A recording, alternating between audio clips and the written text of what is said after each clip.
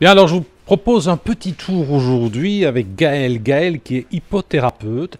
Hypothérapeute ici à Wangeny, au numéro 235 rue de Wangeny, dans l'entité de Fleurus. Alors Gaël, vous êtes hypothérapeute. Rappelez-nous un petit peu ce qu'est un hypothérapeute. C'est une thérapie tout d'abord.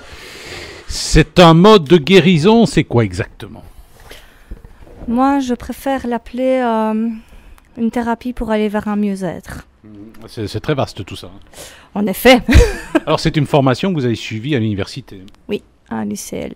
Alors c'est une formation qui n'est pas reconnue, c'est-à-dire qu'un hypothérapeute n'est pas reconnu pour l'heure par la sécurité sociale. Non, malheureusement. Oui. Mais on y travaille. On y travaille. Vous croyez qu'un jour ça le sera? Alors si la conjoncture actuelle continue comme ça, je pense pas qu'il y ait encore beaucoup de choses qui seront remboursées par la Sécu, mais... Mais oui, peut-être qu'un jour, on se rendra compte des bienfaits. Alors nous sommes ici dans votre... c'est pas vraiment un manège tel qu'on le conçoit. Non, c'est un paddock paradise. Ah, c'est un mot qui existe. C'est un mot qui existe. C'est une façon de permettre aux chevaux d'être en semi-liberté. Pas en liberté parce qu'ils sont quand même enfermés par des barrières. Donc en semi-liberté, ils ne vivent pas en boxe et ils vivent en troupeau parce que les chevaux ont besoin de contacts sociaux. C'est des animaux grégaires et ils ont besoin de bouger, ils ont besoin de manger beaucoup. Alors vous avez des gens qui parfois ont des problèmes de burn-out. Ils viennent chez vous, ils se sentent mieux après une ou deux séances. Comment ça se passe? Ils arrivent près du cheval, ils le montent ou pas? Pas forcément. Donc premier, je leur présente...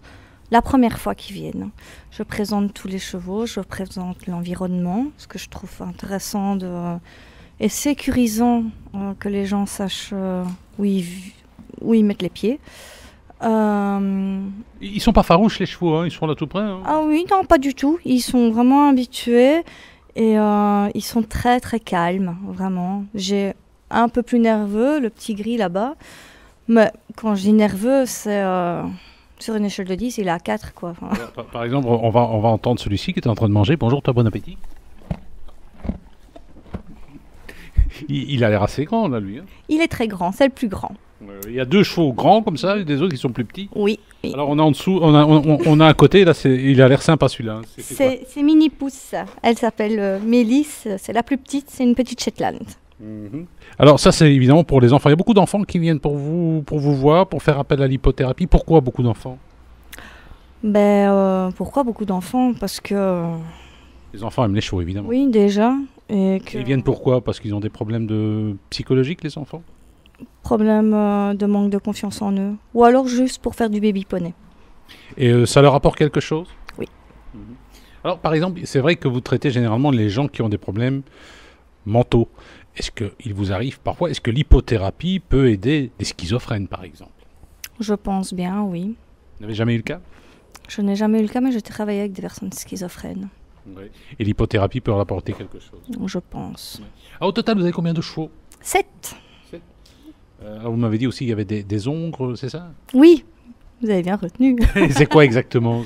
Un hongre, c'est un mâle à qui on a coupé les cocognettes. Ah, d'accord. Bon, donc, c'est ce qui arrive généralement à tous les mâles qui entrent ici? Non, je les ai pas forcément. Je les ai eus comme ça. Alors, cela dit, ça demande quand même ça coûte 45 € ou à 50 € de l'heure, c'est peut-être cher, mais ça demande aussi de l'entretien. Vous êtes situé où en fait? C'est un ancien hangar, c'est quoi? Alors ici, c'était une ancienne laiterie. Et elle n'est plus laiterie depuis longtemps? Ah non, c'est plus laiterie depuis longtemps.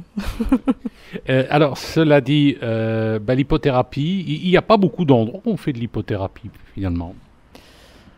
Non, je pense pas. En tout cas, ou alors il se cache.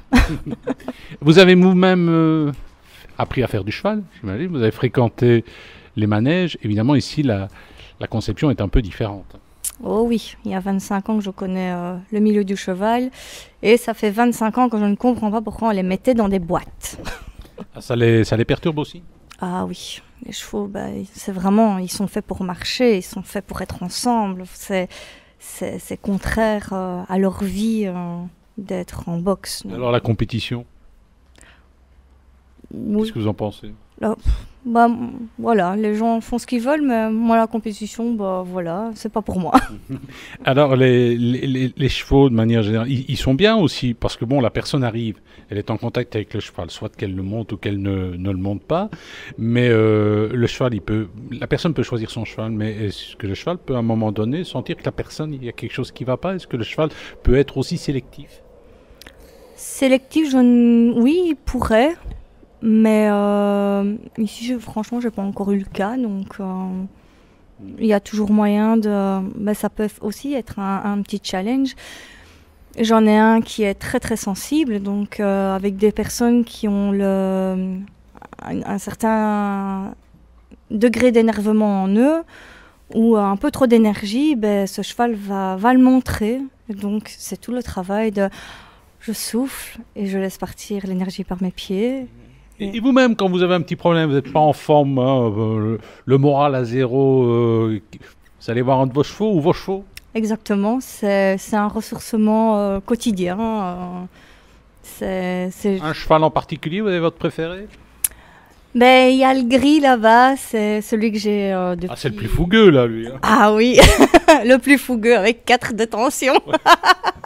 D'accord. Ah, c'est vrai qu'il y a aussi, il faut les soigner, ces petites bêtes. Hein. Oui, il faut les soigner, en effet. Et le vétérinaire, il passe souvent? Non, pas souvent. Vous connaissez bien vos chevaux. Il a que 4 de tension et normalement, il doit avoir combien? Oh, ben, ça dépend. Ouais, mais c'est votre petit préféré, les autres ne sont pas jaloux? Non, mais lui, c'est parce ça fait 7 ans qu'il est dans ma vie, donc que les autres, ça fait un peu moins longtemps. Oui. Donc. Alors, vous avez des juments et vous avez aussi des étalons. Il y a des mâles et des femelles. Oui, il y a des mâles et des femelles, mais pas des talons chez moi. Non, alors, les plus faciles, c'est les mâles ou les femelles? Puis je ne sais pas. Non, mais je veux dire que ça dépend de la personne, quoi. Oui, vraiment, ça dépend. Ça dépend, vraiment. Et Merci. ça dépend du moment. Merci.